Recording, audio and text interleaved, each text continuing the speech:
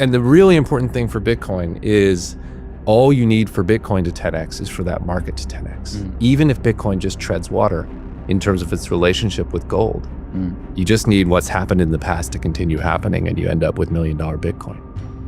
And the best way to get wealthy in crypto is to buy and hold.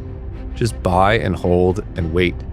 Well, if I only get to hold one, if that's the box you're putting me in, then Bitcoin, Bitcoin, Bitcoin. The reason for that is that I have every confidence that Bitcoin will win the digital gold store of value monetary asset space. I think that game is over, and Bitcoin has won it, and will just extend its lead.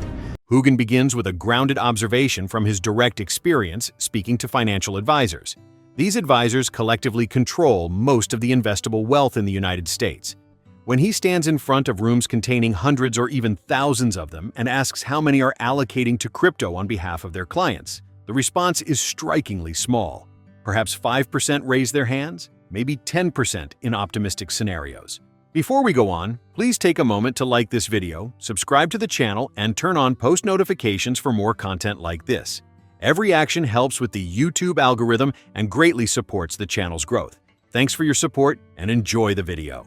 One of the reasons it's so early, one reason I know it's so early is I go and give speeches to rooms full of financial advisors. These are the people that control most of the wealth in America. You'll have 1,000 of them in the room, and you'll ask how many are allocating on behalf of their clients. And it's maybe 5% of them, maybe it's 10% of them, but until it's 90% of them, and until they have 3 to 5% in crypto, then it's definitionally still early. So that's one piece of the puzzle. The other piece of the puzzle is Bitcoin's still 1/10 the size of gold, maybe less. So until that room is every hand, then I'll say it's getting late. So look, Bitcoin is 10% of the global store of value market today. That market is Bitcoin and gold. So Bitcoin is 10% of that market. If we look over the last 20 years, the size of the gold market has risen by 10x. Gold is a 10x from 2005. If that happens again, 20 years from now, gold is another 10x. The store of value market is another 10x. And Bitcoin is still just 10% of the market. Every Bitcoin's worth $1 million. That's literally all that needs to happen. I also think Bitcoin's going to steal market share from gold for that growing market. So right now it's about 10%. Could it get to 25% in 10 years? Could it get to 50% of that market? I think it's better than gold at most of the things gold does. And if it gets to 20%, Bitcoin's price doubles. If the size of the market 10x's and Bitcoin steals its share, you're talking about Bitcoin being in many millions of dollars. And I think that's actually the most likely scenario. Just to hit one more point on that, all you have to believe for that to be true is for what's happened for the last 10 years to continue happening for the next 10. Which is the store value market growing as people worry about the dollar, and Bitcoin taking an increasing share. It's been taking share for the last 10 years. You just have to assume those trends continue, and you get Bitcoin in millions of dollars. I do think the fact that gold is 10x over the last 20 years is something crypto investors don't understand, right? Bitcoin today is a larger asset. It's like a $2.5 trillion asset. It's roughly the same size as gold was when the gold ETF launched. And that market has just grown and grown and grown. The reason it's grown is probably obvious, which is that US dollar debasement has been happening for 20 years. We now have $38 trillion in debt. And gold is increasingly accepted as part of institutional portfolios. Maybe it's not every portfolio, but it's no longer unusual to hold gold. 20 years ago, it was unusual. And so as we continue to print more money, as we continue to accumulate more debt, you expect this market to continue to grow. But yeah, gold 10x'd over the last 20 years. It's a remarkable thing. And I suspect it will 10x again over the next 20. And the really important thing for Bitcoin is all you need for Bitcoin to 10x is for that market to 10x. Even if Bitcoin just treads water in terms of its relationship with gold, you just need what's happened in the past to continue happening, and you end up with $1 million Bitcoin. The same reason people are buying gold are the reason they're buying Bitcoin, which is they no longer trust the fiat system. They want some of their money in a different form of money that's not controlled by the state and that they can hold on a self-sovereign basis. The people who believe that in gold right now primarily are central banks. The people who believe that in Bitcoin right now are primarily individuals and wealth advisors and some institutions. But ultimately, it's the same trade. It's that most people's economic lives have 100% exposure to the fiat system. Does that make sense? Or do you want 1, 2, 3, 4, 5% exposure to something else, whether it's gold or Bitcoin or a combination of both? It's just a prudent diversification. Bitcoin and crypto and gold are like 30 to 40% of my personal portfolio. But I'm a believer in that ecosystem, right? In a major way. I think for many investors, just getting off zero into something like 5% would be a big step. And I suspect that's what we're going to see. All you need to get to that number is for the store of value market to 10x again. As I discussed, it 10x'd over the last 20 years. All you're expecting is that process to continue, right? It will 10x again. And you expect Bitcoin to come to be roughly as large as gold. If those two things happen, you end up with $6+ million Bitcoin. That's not a big jump. You're not suggesting a huge difference. You're just suggesting what's been happening will continue to happen for another 20 years. Well, you could be wrong on it in two ways. Obviously, so you have two bets. You could be wrong on each of those bets. Gold could not cede market share to Bitcoin. Now that runs against most of history. Like most of modern history is digital things stealing market share from physical things. But you could be wrong on that. Gold could vacuum up all of that opportunity. Or you could have the store of value market not continue to grow. And the primary reason for that is if governments stopped printing debt and printing money.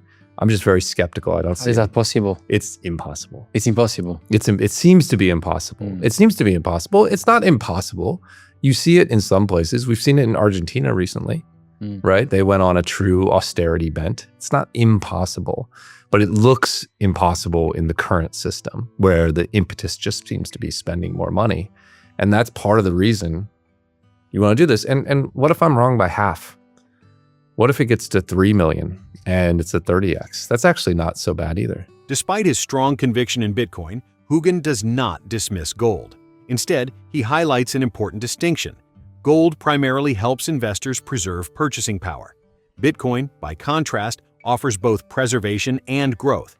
That difference is critical. A 5% allocation to gold may help maintain wealth relative to inflation.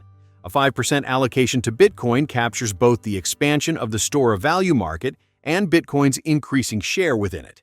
That dual tailwind is why Hougan views Bitcoin as fundamentally superior to gold over the long term. I think you both keep pace with that inflation, but you also do more, right? To go back to that COVID example, the dollar's down 30%, Bitcoin's up 30x. Yeah. So you've done more than enough. So it's actually most of it is wealth building. I think much of it is, much. I'm not sure if I would go with most, but much of it is wealth building because more people are going into scarce assets. Both Bitcoin and gold are scarce assets. So if demand for them increases, you're going to not just keep pace, but actually do relatively better over time. To go back to those two bets, you can think of those two bets as different. The store of value market increasing, that's a mix of wealth building, but also a lot of just matching those returns. The real wealth building increment is Bitcoin taking share from gold. That's one of the reasons actually I love Bitcoin more than gold in a portfolio, because to get to your point, you said why 5%? 5% Bitcoin, because it's getting those two boosts at once, can serve the need. Whereas 5% gold will probably just, help you keep pace, right? With that portion of your portfolio, won't lose its purchasing power. So they are very different investments. Why would you hold gold if you think Bitcoin outperforms massively? Well, because you are always best to have a little bit of humility in your investing portfolio, right? We all think we're right, but what if we're not? Why not just own both and you'll be in a good place? The vast majority of my portfolio is indexed, actually based on market cap. So I own more ETH than Solana. But to get back to the idea of how I run my personal portfolio, it's this core that is indexed. And then there's a satellite that's overweight. Right now, that satellite is overweight Bitcoin and it's overweight Solana. So net, I have more Solana than you would in a market cap weighted portfolio. But I still own a lot of ETH, and I'm still bullish on ETH. Maybe the one difference there, which I do think is a fundamental difference, is I think Bitcoin is fundamentally better than gold. I think it's actually just a better, unequivocally better asset than gold. And so I ultimately think it will eat the majority of that market. But in terms of who will win the market, I think it's just too early for anyone to know. You talk to an ETH maxi, it's guaranteed to be ETH. You talk to a Solana maxi, it's guaranteed to be Solana. I think it's probably there'll be multiple L1s that are significant, and I'm not smart enough to figure out who the long-term winner is. But looking at the market, Solana is too small for how great a position it's in. I actually think, so if I'm thinking of my my Mount Rushmore of crypto assets, like it's Bitcoin, ETH, Solana, and I think Chainlink may be the fourth asset on that mix. Interesting. If you're bullish on stablecoin and tokenization, then you're bullish on the intersection of crypto and real world assets, and maybe just crypto and the real world. And if you're bullish on that intersection, the connecting lever there are oracles, of which Chainlink is the leader. So if you're thinking of like, what are the four most important crypto assets in the world? I think you could make a case that they're Bitcoin, Ethereum, Solana, and Chainlink. Well, if I only get to hold one, if that's the box you're putting me in, then Bitcoin, Bitcoin, Bitcoin. The reason for that is that I have every confidence that Bitcoin will win the digital gold store of value monetary asset space. I think that game is over and Bitcoin has won it, and it will just extend its lead. If you get into these other areas like ETH versus Sol, versus Avalanche versus whoever else you might want to name, I just have less confidence on who will be the winner. So if I had to pick one, I might pick the wrong one. If you let me pick multiple of those, I might be happy to do it. But since the question is just one asset, Bitcoin's the one where it's not going to face competition for the market it's going after. These other markets, even Chainlink in the Oracle space, those markets are newer and more competitive. There's more competitive threat. And so the way to invest in markets where there's more competition is, in my view, not to try to pick the winner, but to buy the whole bunch, right? So that's what I would do in that space. So if it's only one asset, it's Bitcoin, Bitcoin, Bitcoin. Look, Ethereum is the leading play on stablecoins and tokenization, which are huge markets. The community had gone somewhat astray and was in like depths of despair earlier this year with a super long technical roadmap and like accusations of being ivory tower. And now they're much more tasked on the market. I think they're shipping better. I think the community is focused on investors.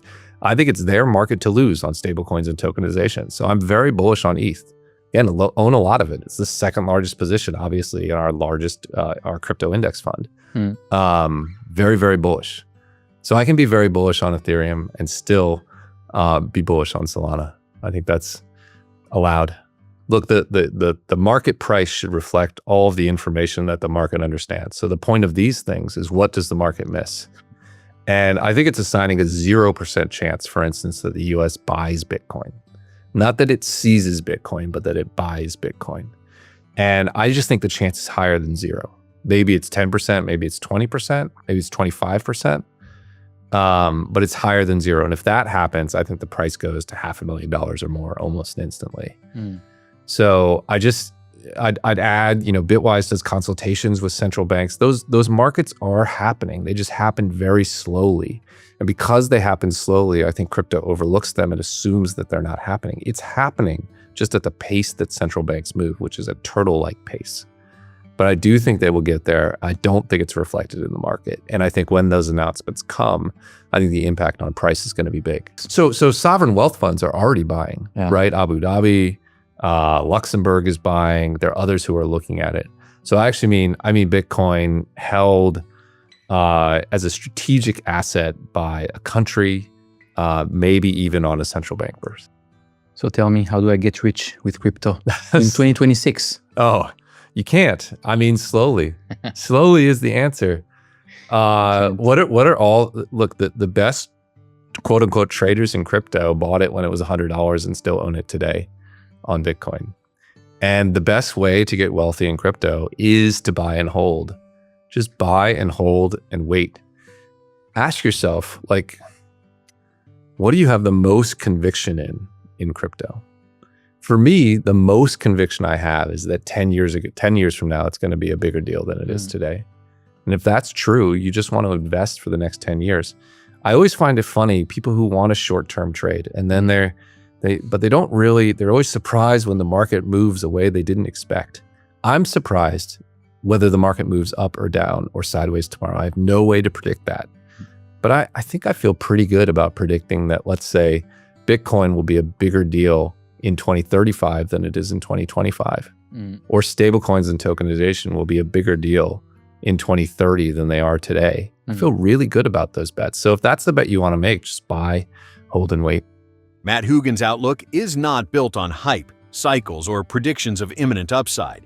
It is built on continuity. If the forces that shaped the last 20 years, currency debasement, rising debt, digital adoption, and institutional normalization, continue to shape the next 20, then Bitcoin's role in the global financial system is still just beginning.